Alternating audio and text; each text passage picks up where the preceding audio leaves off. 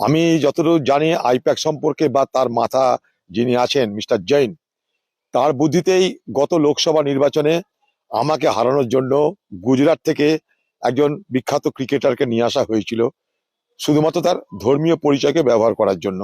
পাশাপাশি আমাকে হারানোটা নিশ্চিত করার জন্য এই আইপ্যাকের বুদ্ধিতে পরামর্শে দিদির দলের এমএলএ হুমায়ুন কবিরকে সামনে রেখে দাঙ্গা এবং দাঙ্গার পরবর্তী হিন্দুদেরকে ভয় ভীত করে দেওয়া এবং সেই সুযোগে হিন্দু ভোটকে বিজেপির পক্ষে ঠেলে দেওয়ার এই চক্রান্ত করা হয়েছিল।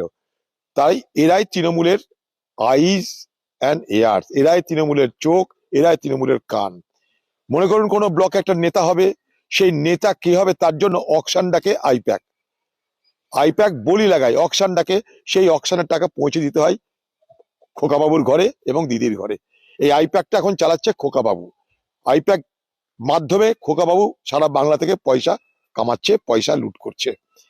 এবার আমি প্রশ্ন করতে চাই দিদিকে, যে ইডির জন্য, ইডির হামলাতে আপনি এত মাথা ব্যথা করছেন কেন?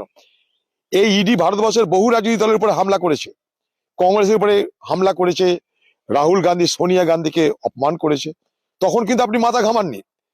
আপনি বিশেষ বিশেষ ক্ষেত্রে মাথা ঘামান যখন নারদা কাণ্ডে আপনার দলের, আপনার রাজ্যের পুলিশকে জিজ্ঞাসাবাদ করার জন্য ডাকা হয়েছিল রাজীব কুমারকে, আপনি তখন এসপ্ল্যানেডে বসে গোটা রাত তার জন্য আন্দোলন করেছিলেন, অবস্থান করেছিলেন। কিন্তু এই বাংলায় যখন আরজিকর কাণ্ড ঘটে, এই বাংলায় যখন কসবার মহিলার ধর্ষণের কাণ্ড ঘটে, এই বাংলায় যখন প্রতিদিন নারীদের উপরে অত্যাচার, ধর্ষণ, লুট, দাঙ্গা হচ্ছে, তখন কিন্তু আপনি এইভাবে সোচ্চার হন না। তাই ইডির বিরুদ্ধে সোচ্চার, এটা ইডির অপদার্থতার বিরুদ্ধে না আপনার দলকে যারা সাহায্য করে ভোটে নানা রকমের অপকর্মের মাধ্যমে তাদেরকে রক্ষা করার সাহায্যে। কারণ এই আইপ্যাক এই বাংলায় ভোট করার জন্য যত রকমের নিচে নামতে হয় তত নিচে নামে।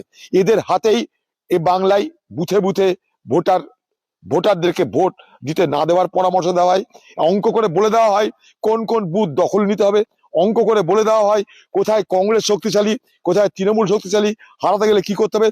যত রকমের অপবুদ্ধি, সবকিছু অপবুদ্ধির সস্তা হচ্ছে এই আইপ্যাক। তার নেতা খোকাবাবু আর তার সঙ্গে মমতা ব্যানার্জি, এরা দুইজনা পয়সা দিয়ে এই আইপ্যাককে ব্যবহার করে। আইপ্যাকের মাধ্যমেই তারা তাদের রোজগার, তারা তাদের খবর সংগ্রহ করে। এই আইপ্যাক হচ্ছে তৃণমূল দলের গুপ্তচর বাহিনী, তারাই তৃণমূল দলের চোখ, তারাই তৃণমূল দলের কান।